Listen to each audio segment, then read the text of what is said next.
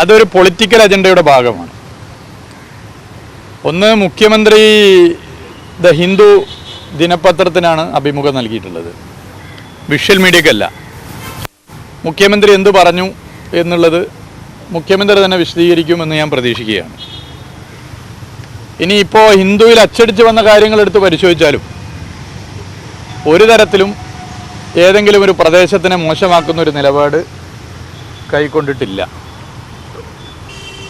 നമുക്ക് വളരെ വ്യക്തമായി കാര്യങ്ങൾ മനസ്സിലാക്കാൻ വേണ്ടി പറ്റും. ഇതൊരു പൊളിറ്റിക്കൽ അജണ്ടയുടെ ഭാഗമാണ്. ഈ പൊളിറ്റിക്കൽ അജണ്ട കേരളത്തിൽ കഴിഞ്ഞ 8 വർഷമായി പ്രതിപക്ഷത്തിരിക്കുന്ന UDF വേണ്ടിയാണ്. നമുക്കറിയാം, കേരളത്തിൻ്റെ മുഖ്യമന്ത്രി ആയാലും LDF ആയാലും LDF ഭരിച്ച സർക്കാരുകളായാലും മലപ്പുറം ജില്ലയുടെ വികസനത്തിന് വലിയ നിലയിൽ ഇടപെടൽ നടത്തിയിട്ടുണ്ട്. ഇപ്പോൾ മലപ്പുറം ജില്ല എടുത്തു കഴിഞ്ഞാൽ 2016 മുതൽ എടുത്ത് പരിശോധിച്ചാൽ, ഇപ്പോൾ പശ്ചാത്തല വികസന മേഖല എടുത്ത് പരിശോധിച്ചാൽ മലയോര ഹൈവേ നല്ല നിലയിൽ അതിൻ്റെ പ്രവൃത്തി മുന്നോട്ട് പോകുന്നു. തീരദേശ ഹൈവേ കേരളത്തിലെ ഏതൊരു ജില്ലക്കും മാതൃകയാവാവുന്ന നിലയിൽ ചിലയിടങ്ങൾ പൂർത്തീകരിച്ച് അതിൻ്റെ പ്രവർത്തനം മുന്നോട്ട് പോയി. NH66 പ്രവൃത്തി ഏറ്റവും വേഗത്തിൽ നടക്കുന്നത് മലപ്പുറം ജില്ലയിലാണ്. അതിൽ സംസ്ഥാന സർക്കാർ നല്ല ഫണ്ട് അതിൻ്റെ ഭൂമി ഏറ്റെടുക്കലിനും മറ്റുമായിട്ട് ഏറ്റെടുത്തു. എന്തോ ഒരു സാധനം വീഴുന്നുണ്ട് കേട്ടോ, കട്ട് ചെയ്യുന്നു. ഇതിൻ്റെ തിരക്കിൽ മറന്നുകൊണ്ട. അപ്പോൾ ആ നിലയിൽ ചെയ്യുന്നു. പിന്നെ ഓരോ വകുപ്പും എടുത്ത് പരിശോധിച്ചാൽ ഈ 8 വർഷം ഒട്ടേറെ കാര്യങ്ങൾ മലപ്പുറം ജില്ലയ്ക്ക് വേണ്ടി ചെയ്തിട്ടുണ്ട്.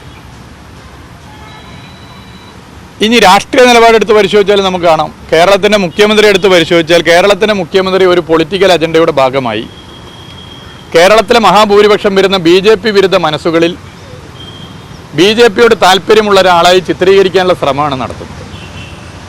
കേരളത്തിലെ ഭൂരിപക്ഷം വരുന്ന BJP വിരുദ്ധ മനസ്സുകളിൽ മുഖ്യമന്ത്രി വിശ്വാസമാണ്.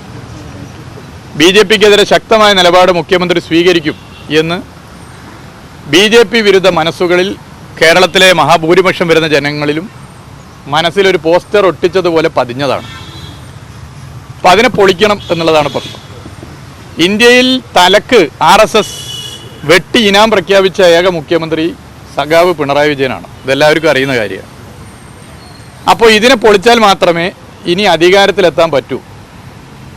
ഇനിയും അധികാരത്തിലെത്തിയിട്ടില്ലെങ്കിൽ സംഗതി പോക്കാണ്. വെട്ടിപ്പും തട്ടിപ്പും നടത്തി മുന്നോട്ട് പോകാതെ UDF ഒരടി മുന്നോട്ട് പോകാൻ വേണ്ടി പറ്റില്ല.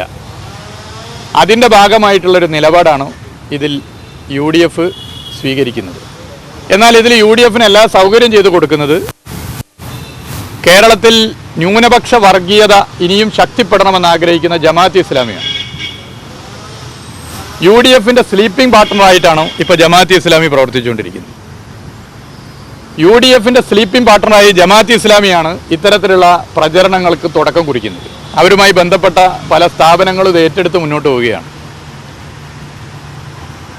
ഇപ്പോൾ നമ്മൾ എടുത്തു പരിശോധിച്ചാൽ മലപ്പുറം ജില്ല തന്നെ എടുത്താൽ, ഏത് സർക്കാർ കേരളത്തിൽ ഭരിക്കുമ്പോഴാണ് മലപ്പുറം ജില്ലയ്ക്ക് രൂപം കൊടുത്തത്? ആരായിരുന്നു മുഖ്യമന്ത്രി? സഖാവ് EMS ആയിരുന്നു മുഖ്യമന്ത്രി. EMS നയിച്ച സർക്കാരാണ് മലപ്പുറം ജില്ലയ്ക്ക് രൂപം കൊടുത്തത്. ഇനി രാജ്യത്തിൻ്റെ സ്വാതന്ത്ര്യ സമര പോരാട്ടത്തിൽ കേരളത്തിൻ്റെ തെക്ക് മുതൽ വടക്ക് വരെയുള്ള ജനങ്ങൾ വലിയ പോരാട്ടം നടത്തിയിട്ടുണ്ട്. അതിൽ മലപ്പുറം ജില്ലയും നിർണായക പങ്കുവച്ചു. മലപ്പുറം ജില്ലയിലെ ജനതയും അതിൽ പോരാട്ടം നടത്തി നിരവധി പേർ രക്തസാക്ഷികളായിട്ടുണ്ട്. എന്നാൽ ആ പോരാട്ടത്തെ മാപ്പിള ലഹള എന്ന് വിശേഷിപ്പിച്ച് മതവർഗീയ അജണ്ട സൃഷ്ടിക്കാനുള്ള ശ്രമം നടത്തി, വലിയ നിലയിൽ നടത്തി. എന്നാൽ അത് മാപ്പിള ലഹളയായിരുന്നില്ല, അത് കർഷക സമരമാണ്, അത് രാജ്യത്തിൻ്റെ സ്വാതന്ത്ര്യ സമര പോരാട്ടമാണ്. അതുകൊണ്ട് തന്നെ രാജ്യത്തിൻ്റെ സ്വാതന്ത്ര്യ സമര പോരാട്ടമെന്ന് കണക്കാക്കി അതിൽ പങ്കുകൊണ്ടവർക്ക് പെൻഷൻ നൽകണം എന്ന തീരുമാനം കൈക്കൊണ്ട കടലാസിൽ ഒപ്പുവെച്ച മുഖ്യമന്ത്രിയുടെ പേരും സഖാവ് EMS ആണ്. കേരളത്തിലെ ഇടതുപക്ഷ ഗവൺമെൻറ്റാണ്. അവിടുന്ന് അങ്ങോട്ട് ഓരോന്നും ഞാൻ പറയുന്നില്ല, ഓരോന്നെടുത്ത് പരിശോധിച്ചാലും നമുക്ക് കാണാവുന്ന കാര്യമാണ്.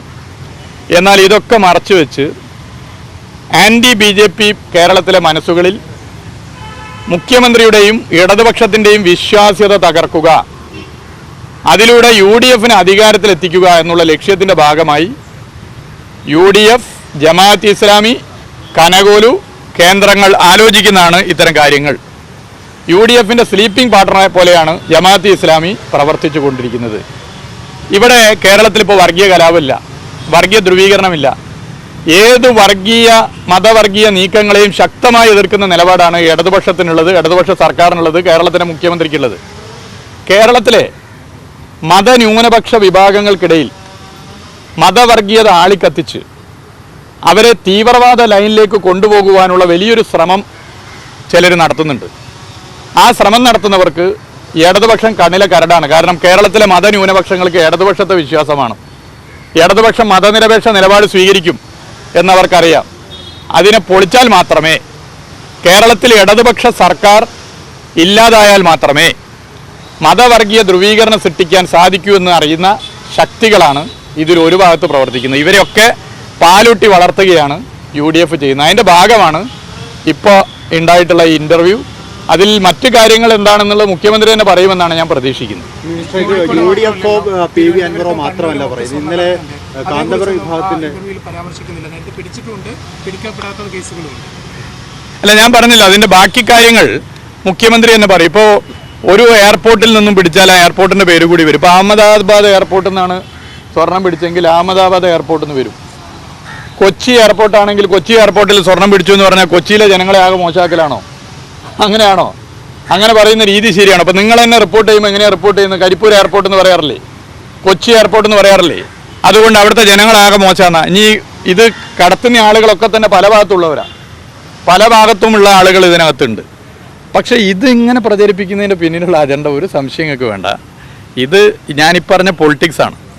ഈ പൊളിറ്റിക്സാണ്. കേരളത്തിൽ LDF ഭരിക്കുന്ന കാലത്തോളം മതവർഗീയ അജണ്ടകൾ നടപ്പിലാക്കാനാകില്ല എന്നറിയുന്ന ശക്തികളാണ് ഈ നിലപാട് സ്വീകരിക്കുന്നത്.